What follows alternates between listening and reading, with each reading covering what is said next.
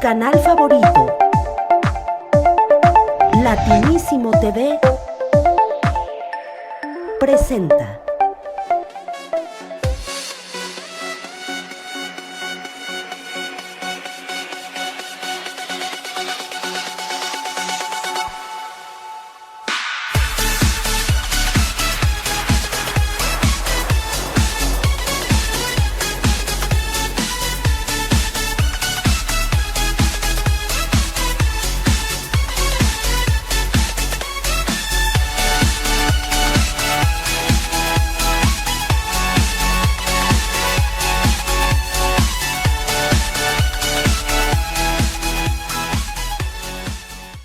Hola, ¿qué tal amigos de Latinísimo TV? Hoy vamos a tener un programa muy parisino, muy especial y totalmente frenchy. Así que vamos a tener hoy, quédese con nosotros, porque vamos a tener esta entrevista muy especial, muy única, con un formato muy diferente que le hicimos al cantante francés de música de variété pop, Frédéric Arnaud. Quédese con nosotros.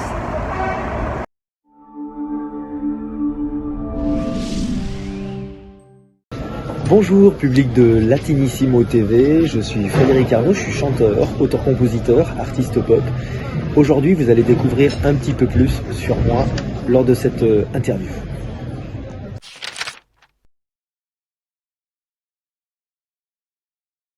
Alors je suis devenu chanteur tout simplement parce que j'ai suivi un peu la carrière de mon père, qui est chanteur également, auteur-compositeur. Et tout naturellement je me suis dirigé sur une carrière de chanteur dans les traces de mon père tout simplement.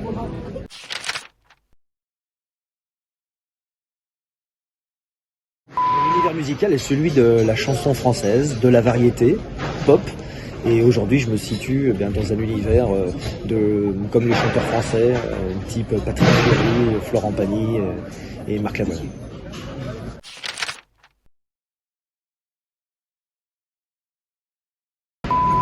La question est marrante. Effectivement, oui, je chante beaucoup sous la douche, mais comme beaucoup de gens en fait. Et la plupart du temps, moi, c'est dans l'esprit de créer. Et en réalité, souvent, je cherche souvent quand je suis au bureau devant mon ordinateur, je cherche des musiques. Et quand je suis sous la douche aussi.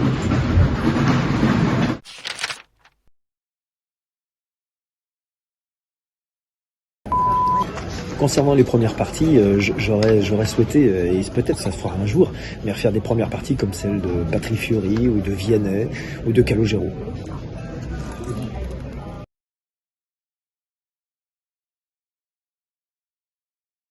Si j'avais pas été chanteur, sûrement je me serais dirigé sur une carrière dans l'art également, parce qu'aujourd'hui je ne suis pas que chanteur, je suis aussi comédien, je suis aussi acteur, mais dans l'art dans le sens galerie d'art. J'aurais aimé tenir une galerie, avoir des sculptures, avoir des tableaux, et puis pouvoir les proposer des artistes, les présenter, les mettre en valeur, et les proposer dans ma galerie. Ça aurait été un super chouette.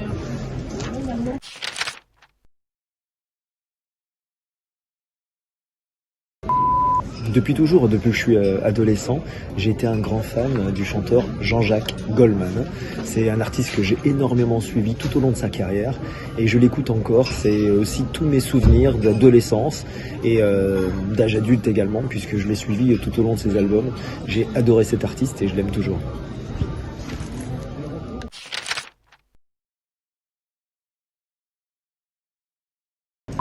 En fait, on m'en a donné beaucoup des conseils tout au long de ma carrière. On m'a donné beaucoup de conseils pour travailler sur ma présence scénique, pour travailler avec le public. J'ai beaucoup appris en regardant mon père sur scène aussi pendant toutes mes années d'enfance.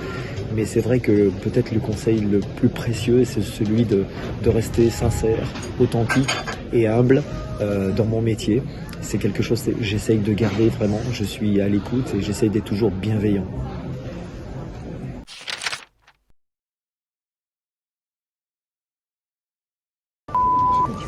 Alors vous savez, je suis un petit peu comme dans ce que disait Jean d'Ormesson.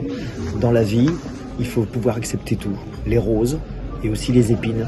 Et dans ce métier-là, c'est pas de tout repos. C'est pas un métier qui est facile, qui est simple. Il y a parfois des succès, il y a parfois des moments qui sont beaucoup plus durs. Il y a des hauts et des bas évidemment. Et tout ça, ça fait la carrière d'un artiste. Et c'est ce pourquoi on défend des chansons, des textes, et puis des ressentis et des sentiments sur scène. Voilà.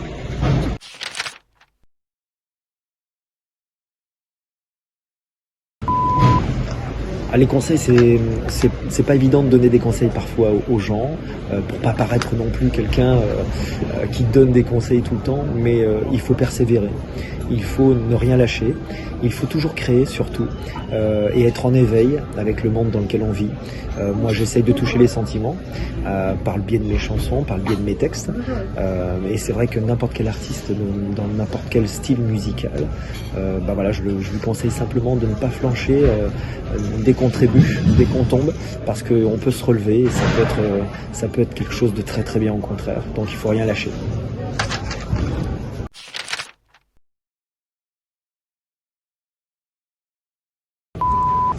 Une collaboration, il y a plein d'artistes avec lesquels j'aimerais collaborer bien sûr.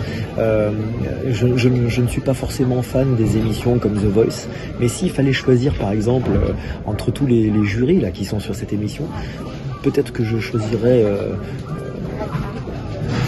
Marc Lavoine parce que c'est un univers qui me plaît beaucoup. Après des collaborations, ça serait plutôt avec des musiciens comme Ibrahim Malouf par exemple, où je suis fan de son travail et de son art et de son talent.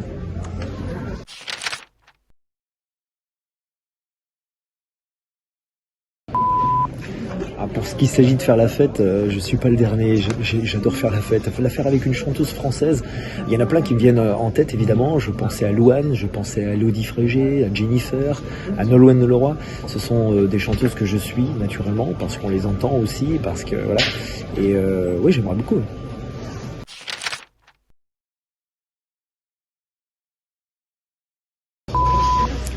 Les qualités d'un bon chanteur, évidemment, on peut toujours dire il faut qu'il ait une voix. Évidemment, il faut qu'il ait une voix, il faut qu'il ait une identité vocale, évidemment, et c'est comme ça qu'on le reconnaît, etc. Mais un chanteur, quand on l'aime, c'est parce qu'on aime ses chansons, parce qu'on aime ses mots, on aime ses mélodies. Un chanteur, lorsqu'on l'aime, c'est parce qu'on l'aime parce qu'il est joyeux, il est souriant et qui nous fait rêver tout simplement. Et je pense que un chanteur qui arrive à transmettre ce genre de sentiments, c'est ça un bon chanteur, outre le fait évidemment que ce soit quelqu'un qui ait une belle voix, et évidemment c'est les belles voix qui fait résonner l'âme.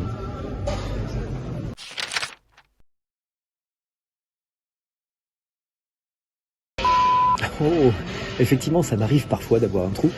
C'est très rare, heureusement, et parce qu'on travaille beaucoup à la mémoire, aux répétitions, pour rabâcher les chansons et pour pas que ça arrive. Mais évidemment, on est des êtres humains et ça peut arriver à un moment donné.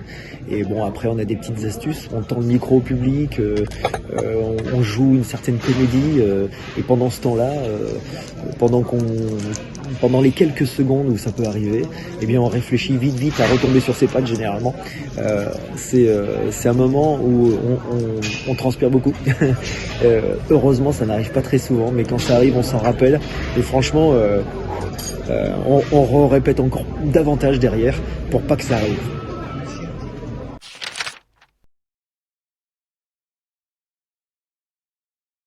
C'est très simple, de toute façon, déjà je prends un petit moment qui est pas très long, mais c'est un moment relaxant, c'est celui du maquillage.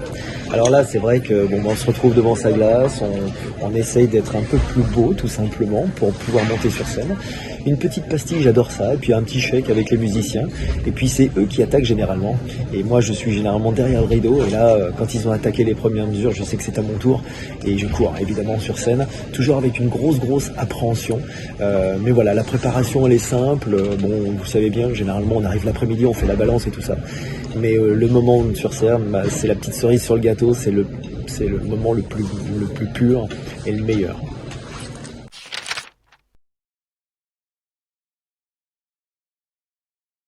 Eh bien, merci à tous, merci de m'avoir suivi, merci de m'avoir écouté, merci à toute l'équipe de TV Latinissimo, bien sûr. J'espère que vous connaîtrez à travers cette interview un petit peu plus mon univers, mes chansons et ma personnalité. Je vous invite maintenant à découvrir mon tout nouveau single, Señorita.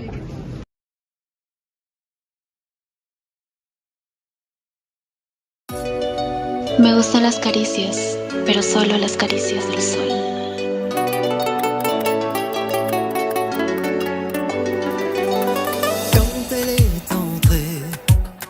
Comme le soleil, tout me semblait irréel, tous ne regardaient qu'elle. Parmi tous ces gens, son regard brûlant, elle joue avec le temps, elle ne veut pas d'amant. Comme dans un sommeil, tout au fond de moi, elle fait des merveilles, la señorita. Rien n'est plus pareil quand elle est devant moi, elle fait des merveilles, la señorita. Détour d'une rue, la Sagrada Familia, ma belle inconnue s'approche comme un chat. Elle écrit l'histoire et me fait veiller tard.